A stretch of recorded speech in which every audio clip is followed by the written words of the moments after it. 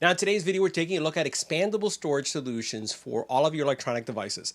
And let's face it, during the holidays, storage becomes even more important. You don't want to run out of space when you're taking a picture or a video. So today we're taking a look at the SK Hynix Beetle X31 SSD. And this is going to work on all your devices, going from your phones, your tablets, your laptops, Xbox, PlayStation, you name it, you can use this to expand the storage. More importantly, this thing is lightning fast. We're talking about 1,000 megabits for read and write speed, above that. So we're going to take a look at the packaging, we're going to see what's included, and we're going to see it perform. Let's get right to it. Now the Beetle X31 is a really small drive. We're talking capacities anywhere from 2 terabytes, 1 terabyte, and 512 gigabytes. And we're actually looking at a 2 terabyte drive here. Yeah, this guy is a 2 terabyte drive. Input power required, very little, 5 volts, 1.5 amp, and it has sequential and read-write speeds that are pretty incredible for something this size. It is tiny, guys. Take a look at that. We're talking about read up to 1050 megabits and then write all the way up to 1000 megabits. Now, this is going to work on consoles and different operating systems, right? PlayStation, if you think about Xbox, it's going to work with them. If you also think about, let's say, Windows machines, Android machines, Android tablets, Android phones, Mac OS, again, and also the new iPhones, this is going to allow you to connect to them and then also offload or record straightly to it.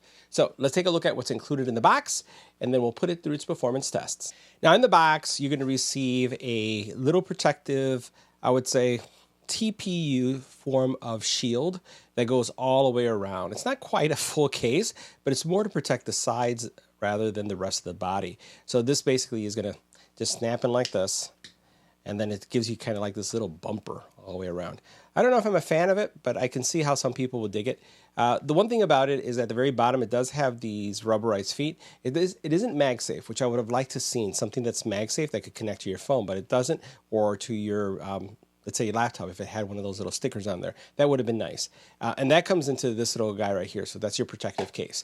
It does come with 2 high-speed USB cables, one USB-A and then one that's USB-C, right? USB-A termination with USB-C on the opposite side, and this one is 2 USB-Cs.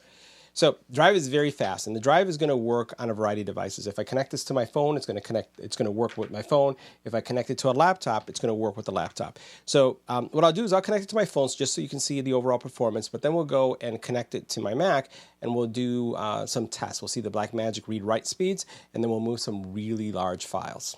Now, once you connect the drive to your phone or to your laptop or tablet, you're going to see this little LED will light up, letting you know that it's connected. Now, what I'm going to do is I'm just going to select some videos. I have quite a few videos that I use my phone for, for shorts, for TikTok. And so I have all these. This is 1, 2, 3, 4. It's 8 files. I'm going to hit copy, and then I'm going to go to the USB storage that shows up. So this is the drive, right? So I'm going to do copy here. I'm going to see how fast it goes over. That was fast. That was really fast. So you saw how quickly that came across. We're going to go ahead and we're going to select more because we need to challenge this guy. So I'm going to go ahead and do this. Yeah, I'm going to do that. I'm going to be that guy that chooses a lot. I'm going to choose copy. I'm going to go to USB drive. And then they're already there. And you'll notice that they range, these are anywhere from 80 to 100 meg files because they're shorts. The copy here, I'm going to replace them. I'm going to let it go. And this is 24 files. All of them being pushed over, and you can see how fast this is going. That is crazy fast. Let's go ahead and go into that folder so that we can see what's in the folder. And we'll see over here, 2 terabyte storage. Actually, it's registering as 2.3, which is really nice. And you can see, again, files from 80,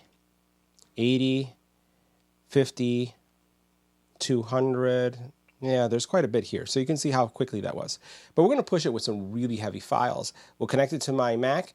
And it's going to be my Mac Studio where I do a lot of my editing, and we'll pull some really large files. Hopefully we'll do a couple gigabyte files and we'll see how fast it performs, and we'll also put it through the test. So far, I like the speed I see. All right, so we're going to put the drive through the test with the Blackmagic disk tester. And I'm just going to go here. I just want to show you that I've selected the drives. As you can see, full transparency, X31 is right here. Let's move it over so you can see it. X31 is selected. And what I'm going to do is choose open. And we're going to hit start. I'm going to see how quickly or how this performs. And this is a Mac Studio that is connected to. So saying 871, And I connected this to my new Mac Book Pro with an M4 chip, and the actual read-write speed was higher. It was higher than 9. It was more in the 1,000 megabits. But you can see how well this is performing right now. So it's getting close to that.